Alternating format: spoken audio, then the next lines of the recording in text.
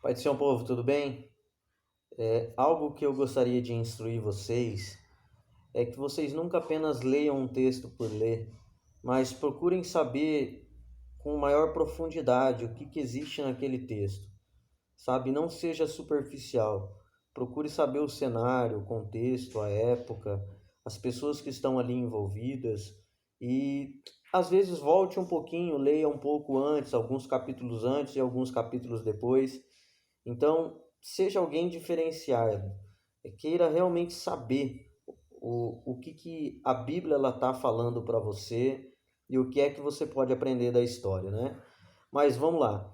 Eu quero extrair com vocês 5 lições da vida de Josafá e depois sobre as promessas eu quero extrair 3 lições, tá? Mas vamos então recapitular aí e desde o capítulo 17, tá? De forma bem objetiva, bem rápida aqui. No capítulo 17, o rei Josafá ele recebe o seu reinado.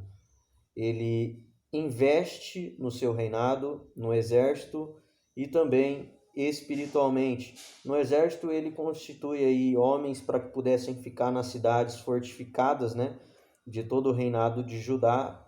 E espiritualmente ele faz algo que nunca ninguém fez, que foi levantar 5 homens, e junto desses 5 homens, cada um tinha vários levitas, sacerdotes junto dele, e esses 5 homens, eles tiveram a obrigação de rodar todo o povo, todo o reinado de Judá, para poder ensinar da palavra de Deus ao povo. Nunca ninguém fez isso, Josafá fez isso. Algo lindo, né? No capítulo 18, Josafá ele faz uma aliança com quem não devia, com o reino do norte.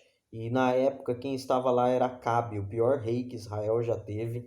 E ele tanto foi ruim, você deve conhecer da história dele, como você vê que ele teve a pior mulher que já existiu, que é Jezabel. Então ele não deveria ter feito aliança com Acabe e Josafá fez. No capítulo 19, a gente vê que Deus promete, Deus levanta um homem, um profeta, e promete derramar a sua ira por conta dessa aliança indevida. E ainda no capítulo 19, Josafá investe mais ainda no seu reinado. No capítulo 20, a ira de Deus está se levantando contra ele através de reis que se levantam para guerrear contra Josafá. Josafá então se arrepende, Josafá então proclama jejum e Josafá então ora. E Deus responde a oração e o livra da ira. Ponto. Até aqui. Agora que a gente já sabe, vamos extrair as lições, né? As lições da vida de Josafá. Em primeiro lugar, você precisa entender que você é um instrumento de Deus para abençoar vidas. Josafá recebeu o seu reinado e não é para ele, é para o povo. Ou seja, você não foi feito para você mesmo, você foi feito para abençoar vidas. Existem pessoas que dependem de você. E diante desta verdade de que você é um instrumento para abençoar vidas, você precisa entender que você tem que investir no que Deus ele te deu. Invista em quem você é e invista no ministério, na função que Deus ele te deu. Amém? A outra lição é: se durante o seu caminhar você errar, não se esconda, se arrependa, peça perdão. Por quê? Porque Deus ele não somente está vendo as coisas boas que você faz, como ele vê as ruins também. Deus ele sabe do que você faz para o agradar e daquilo que você faz que o desagrada. Deus ele sabe dos seus acertos e dos seus erros. Então, nesse terceiro ponto, se arrependa, né? Não se esconda. Em quarto, aliás, no terceiro ponto, né? Eu estava falando no segundo, não se esconda, se arrependa. No terceiro, Deus permite situações difíceis, tá? Nós observamos que Josafá passou por uma situação difícil e você precisa entender que é completamente normal na nossa vida situações difíceis virem. Situações que vão causar dor, situações que vão causar perda, situações que vão causar medo, situações que vão causar choro. É normal. Saiba que hoje você pode estar bem, mas ali na frente, se você não estiver bem, é normal. Isso não é algo anormal. É natural que aconteçam situações difíceis em nossa vida. E quarto, então, Deus ele quer ver como é que você vai reagir diante dessas situações. Sabendo que você vai passar por situações difíceis, o que Deus ele mais espera de você é a sua reação. Como é que você vai reagir? E aqui diz muito para nós.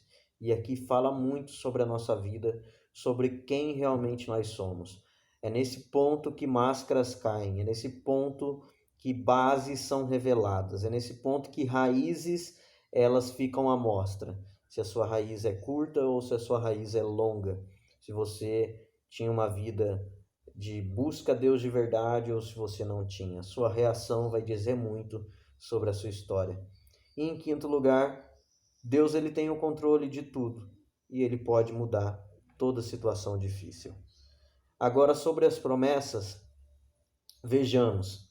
Em 2 Crônica, no capítulo 7, no versículo 14, existe um texto muito conhecido, não é? Onde que Deus ele fala: se o meu povo, que se chama pelo meu nome, se humilhar e orar e buscar a minha face, se converter dos seus maus caminhos, então ouvirei dos céus, perdoarei seus pecados e sararei a terra. Então, nesse texto, Deus ele faz uma promessa de perdão de pecados e uma promessa de sarar a terra. Quando Deus fala de sarar a terra, ele fala de muita coisa, ele fala de cura, ele fala de resposta, ele fala de providência, ele fala de bênçãos.